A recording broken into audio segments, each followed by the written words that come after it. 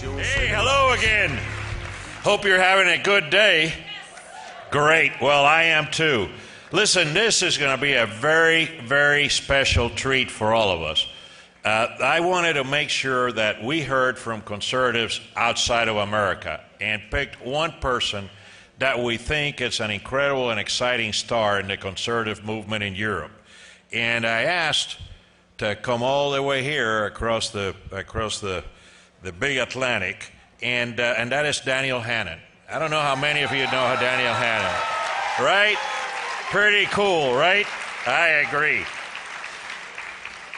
You know, he's the Secretary General of the Alliance of European Conservatives and Reformists. He's a writer and journalist and has been a Conservative Member of Parliament for Southeast England since 1999, winning re-election in the top slot in 2004 and 2009, and he led the campaign for a referendum on the European Constitution as a good Conservative.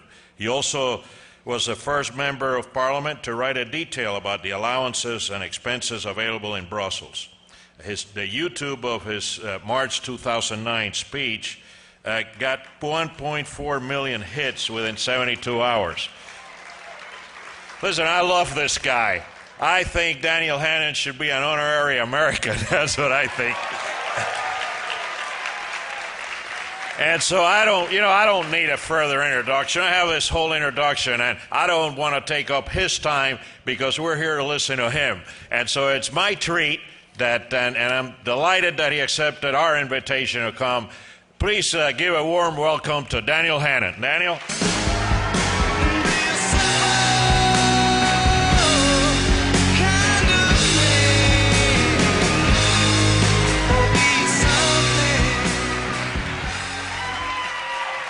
Well, thank you very much, ladies and gentlemen. Thank you. Thank you. And what a wonderful 3 days this has been. You know, I'm coming out of CPAC with new energy, with new resolve, with new purpose, with a spring in my step.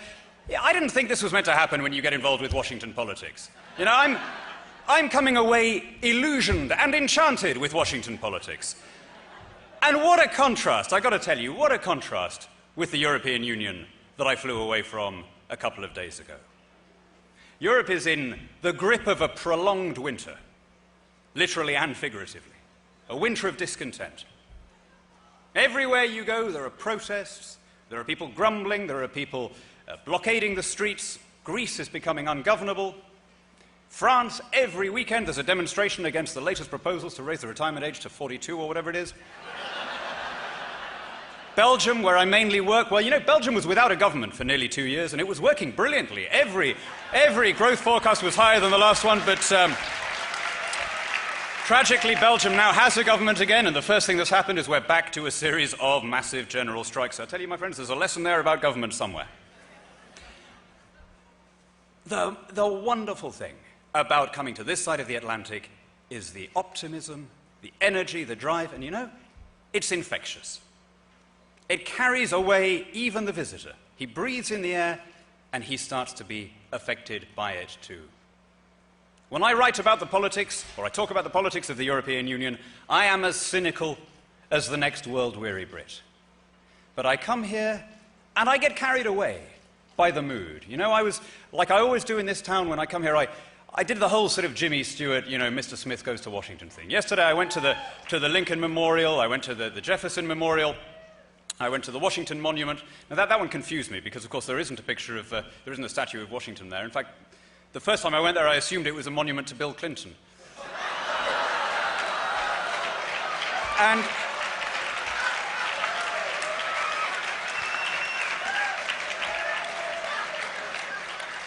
But, you know, you get carried away, and I came away with a battle hymn of the Republic swelling in my mind. And even here, among fellow conservatives, the drive, you know, if this was a group, if this was the CPAC somewhere in the UK or in Europe, we would be grumpy, right? The world is not the way we conservatives would like it to be. Our values are derided and traduced. Our patriotism is mocked and scorned. Our treasuries are emptied and plundered. Our children are being expropriated. There are plenty of things to be angry about. And there's a real danger, as conservatives, that you just get angry, that you just get curmudgeonly. I find myself doing it sometimes. But the wonderful thing about the last couple of days at CPAC has been that you've been focused on how we get out of this mess, on the positives of where do we go, how do we get this right.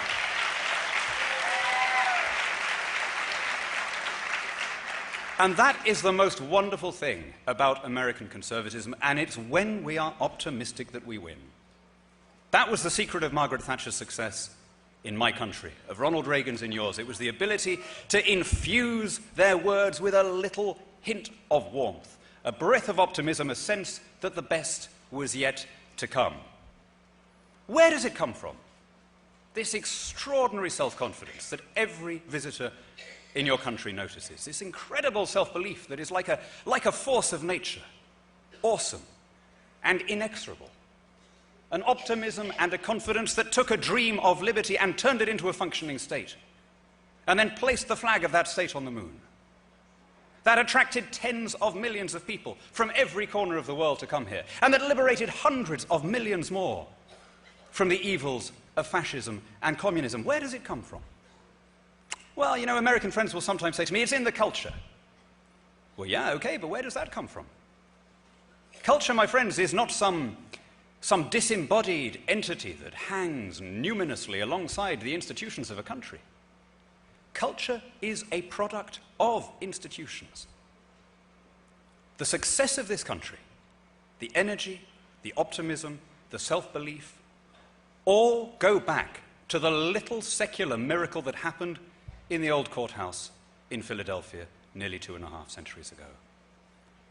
Your character comes from your institutions. There is perhaps no polity in the world so bound up in the nature of its political structures. And I tell you this, if you go down the road towards more government and more regulation and higher taxes, I don't know if you saw the Heritage Foundation study the other day of how many people are now dependent on the federal government, either through welfare claims or through state employment or whatever. If you go down that road and you reverse the constitutional settlement envisioned by your founders, you see how quickly Americans will start behaving like French people. There's nothing in the soil, there's nothing in the water, there's no law of nature that makes this country the way it is. It comes from the institutions. Your founders understood this.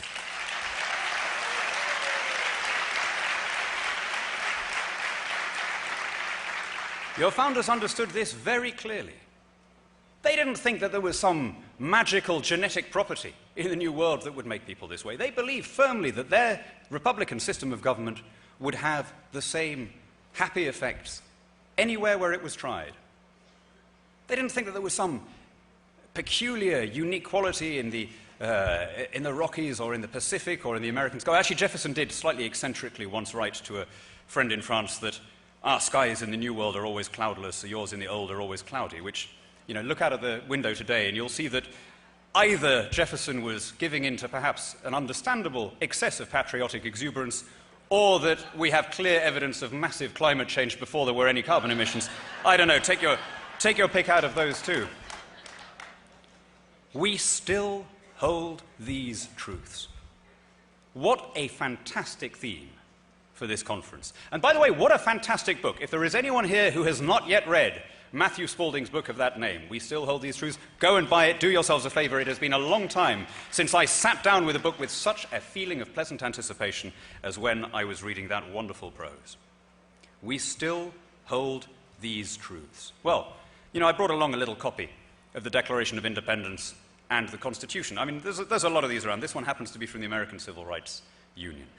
We still hold these truths. We all know how it begins, right? Life, liberty, the pursuit of happiness.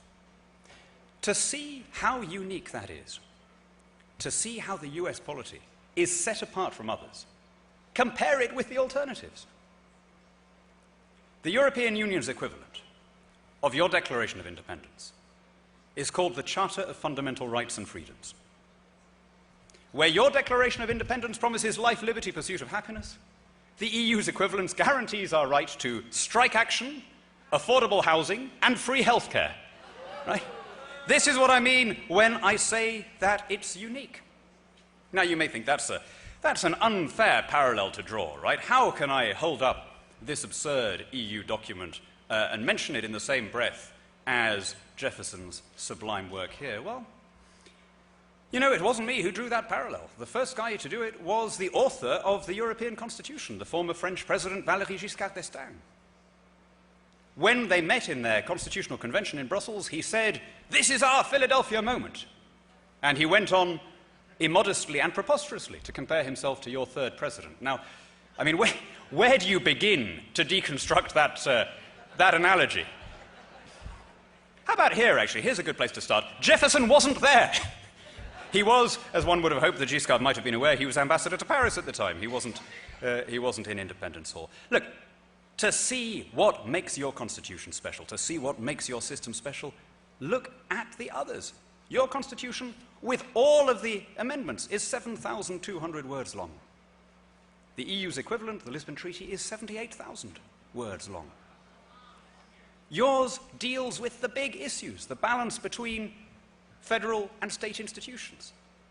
The European Union busies itself with such exact details as the status of immigrants, the rights of disabled people, space exploration. It's no wonder that they didn't have any mention of God in their constitution. Their presumption was such that it didn't leave any space for the Almighty. If they were going to set down these things forever. We still hold these truths. Yours was ratified by specially convened assemblies in the 13 member states, or at least in 11 of the member states. As I understand it, Rhode Island and North Carolina were a little bit late in falling into line.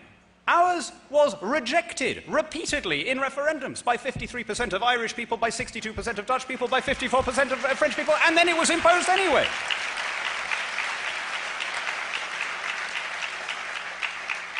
That's the alternative.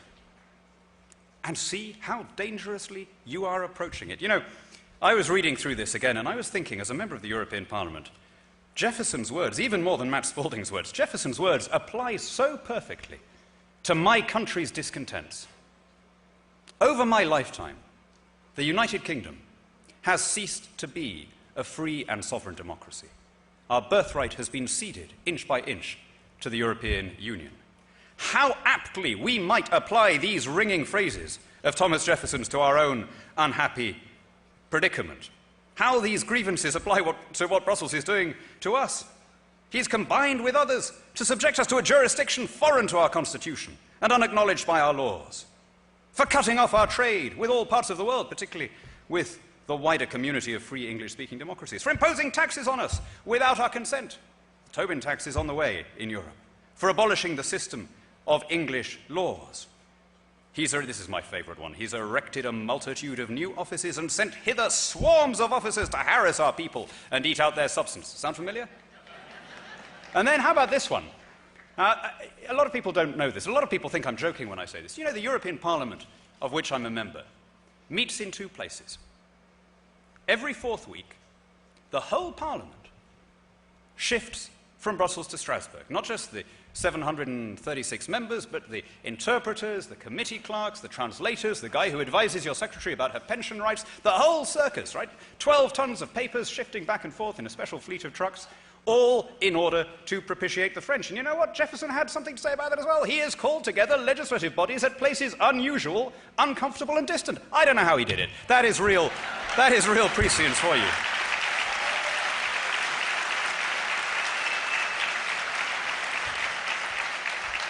But here's the thing, my friends.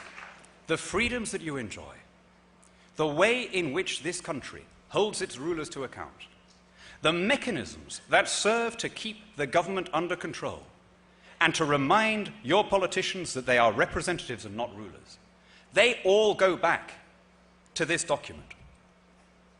Because your country was founded in a popular insurrection against a remote government, a certain DNA was encoded at that moment of conception, and it's still with us today.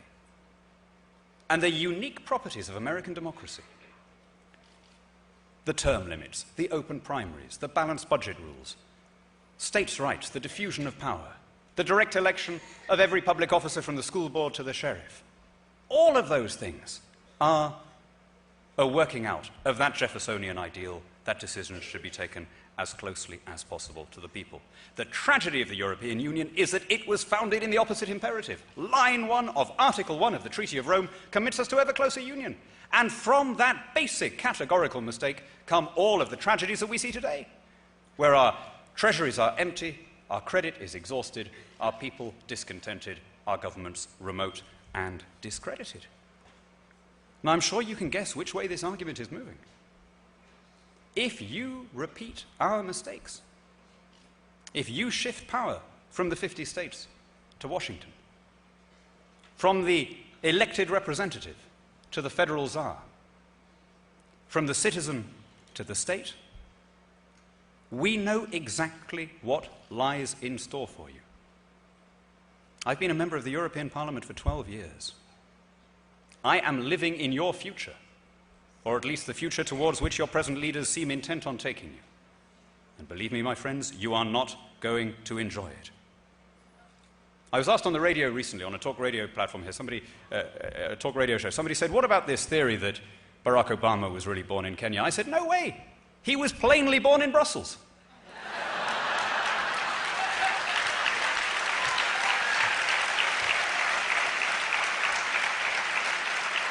You look at the reforms being undertaken by this administration, they're not a series of random initiatives that have just been lashed together accidentally. They amount to a comprehensive policy of Europeanization.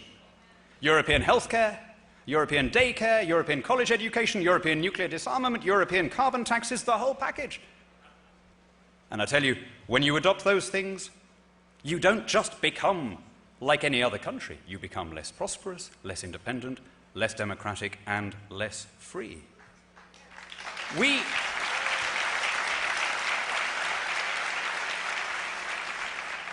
are at the end of the road that you have just set out along. We're screeching towards the cliff. And a couple of us, a very small number of us, in the parliaments of Europe are trying desperately to jam the brakes on while there's still time. And you know what? We look up, and what do we see in our rearview mirror? We see you trying to overtake us, accelerating frantically in the direction that we have been going in. My friends, there is still time to turn aside.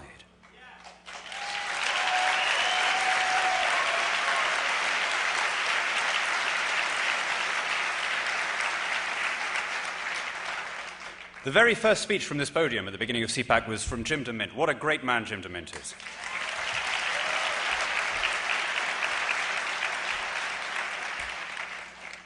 Proud son of South Carolina, great American patriot, a man who I am proud to call my friend. And you know, he said something absolutely critical. He reminded us that there are a lot of elections coming up this year. There isn't just the one. And when I say there's time to turn aside, that time is almost upon us. We are months away from where the decision has to be taken. You know, I was looking again at this. There's a lot of good stuff in this Constitution of yours. And you know what? It turns out that most of the reasons why you're in a mess are really not to do with the White House. It's the Congress that sets the budgets. It's the Congress that has presided over the debt. And if you want to turn aside, you have to change the majority on the congressional and senatorial benches so that you have a majority once again.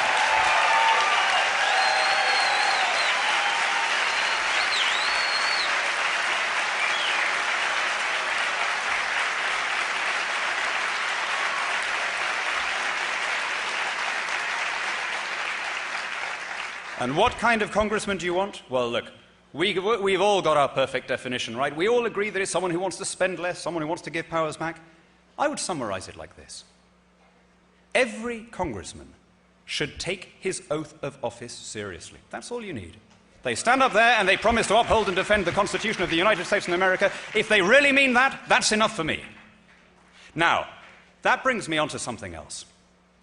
The greatness of a constitution like this is reflected in the people who serve under it. And the most vital commodity in politics is the humility to understand that you are not bigger than the government that you serve. Now, you can see that lesson. You can find that lesson in bricks and mortar, not far from here. The last time I was in this town, I had the great pleasure of visiting Mount Vernon. And there, in the frugal stonework, in the modest vegetable patches, you descry the character of a man who, though he conceived no children, fathered a nation in the happiest possible circumstances. A man who understood that the greatest gift in politics is the renunciation of power. A man who always dreamed of going back, putting down the burdens of office, and leaving before power had done its corrupting work. The hero of your revolutionary founders, the hero of the American patriots, was the Roman general Cincinnatus, who of course turned down dictatorial powers in order to return to his plough. George Washington turned down an imperium that would have been beyond the imagination of Cincinnatus. As the sword was our last resort in the defense of our liberties, he told his countrymen, so let it be the first thing laid aside when those liberties are firmly established. And in that supreme act of modesty, he set the new republic on the happiest possible course. And at the other end of the country, again, in bricks and mortar, you can see the enduring legacy of your first president in the home of your 40th. This is CPAC, so I'm guessing that a fair number of you will have been to visit Ronald Reagan's ranch outside Santa Barbara. If you haven't done that, my friends, I cannot recommend it too highly.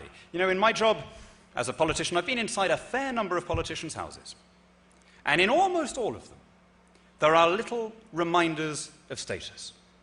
There are the photographs with the monarchs and the popes. There are the gifts from visiting statesmen. There are the inscribed books from famous people.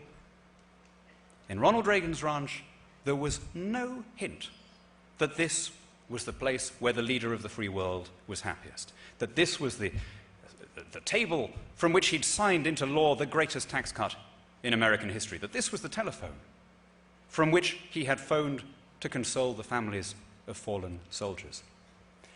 And with every step that I took around that little modest farmhouse that he'd made with his own hands, he'd made the fence with sawn-off telegraph poles, he'd painted it himself, the only political sign in the whole place was that the shower head was shaped like the Liberty Bell. And with every step I took, I thought, this is what the founders dreamed of.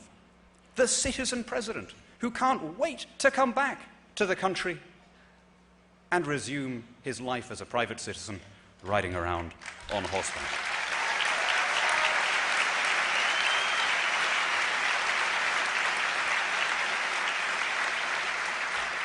Now, Margaret Thatcher visited him once there. She loved it. She intuited immediately that the house reflected the character of its inhabitants. Gorbachev hated it. He just couldn't understand how someone in such a powerful position could live in such a Spartan place. It's that famous picture of the Russian leader with his cowboy hat on the wrong way around. Ronald Reagan gave one interview from his ranch to a liberal journalist, a liberal magazine writer. And of course, she, being a lefty, she couldn't understand how a Republican president was living in such a modest place. And she said, what's the attraction? And in that artless way he had, the Gipper indicated the surrounding highlands and he quoted Psalm 121. I will lift up mine eyes unto the hills, from whence cometh my help. That is the perfect attribute of any successful leader, my friends, the modesty to understand that you are passing through institutions that are bigger than you are. And you know what? I wish that every successor could say the same as Ronald Reagan.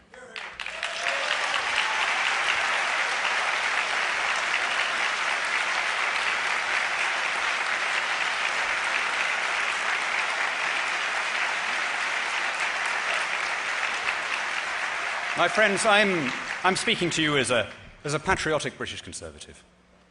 I love my country. I'm never happier than when tramping around the countryside of England. And I admire the character of my fellow countrymen, morose and difficult and drunk, but brave and calm and reliable in hard times and indignant at injustice. And I'm proud of the things that we've given the world. And the thing that makes me most proud, our happiest export, our supreme contribution to the contentment of mankind, was the idea of representative government. The idea that laws should not be passed, nor taxes levied, except by our own elected representatives. And that idea reached its highest and most sublime form on this side of the Atlantic. That's our shared patrimony. That's our common inheritance of freedom, in whose name we have stood shoulder to shoulder against tyranny, and we have made this world a happier place.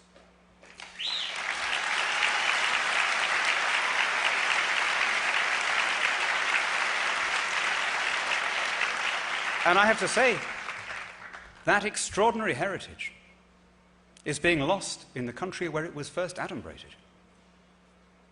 Since I was born, my country has become less free, less independent, less democratic, because our birthright has been handed away to bureaucrats whom nobody elects.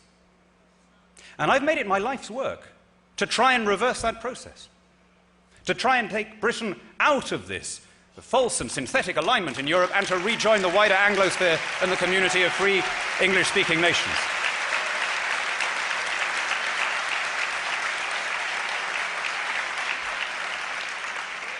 And I am inspired, as British patriots are, when we look over here. We used to think, there is one place where English liberties are still valued. There's one place where they haven't allowed them to be taken from them as we have in the place where they were first proposed. So you can imagine how I feel now when I come here and I see this country repeating all our mistakes. And I see the expansion of government and the erosion of representative rule and the rise of the state, and I see you making all the same mistakes that have made us less free. I used to dream of re-importing, repatriating our revolution, bringing back to the place where they were first proposed these sublime ideas of small government and big citizen. The last time I was in the US, I was in California, in the wine-growing country. And as I was traveling around, I was struck by an irresistible political metaphor. The vines that were planted in California had come from the old world, and the varieties found fertile soil in the Californian hills, and they flourished. And then in the 19th century, there was a blight in Europe, a plague called phylloxera, and the ancestral vines were wiped out. And in order to renew viticulture in Europe, the wine growers had to come to California and take cuttings from the descendants back to the ancestral vineyards and get the whole industry on its feet again. I had dreamed of doing something similar, coming here to this secure vessel and repository of British freedom and taking back to the old country the freedoms that our fathers took for granted.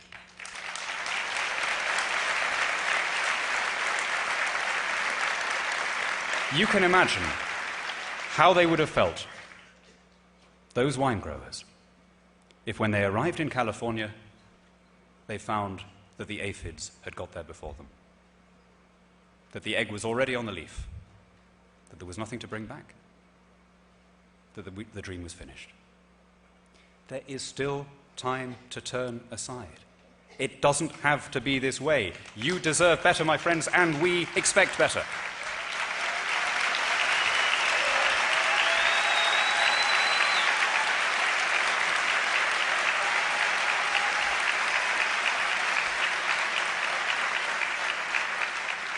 Let me end, my friends, let me end with a heartfelt imprecation from a British conservative who loves his country to American conservatives who still believe in theirs. Honor the vision of your founders. Cleave to the most sublime constitution devised by human intelligence. Don't be the generation that cuts itself off from the wisdom of your fathers and disinherits your children. Never be afraid to speak to and for the soul of this nation, of which, by good fortune and God's grace, you are privileged to be part. God bless you, my friends. God bless America. And God bless the alliance of the free English-speaking nations. Thank you.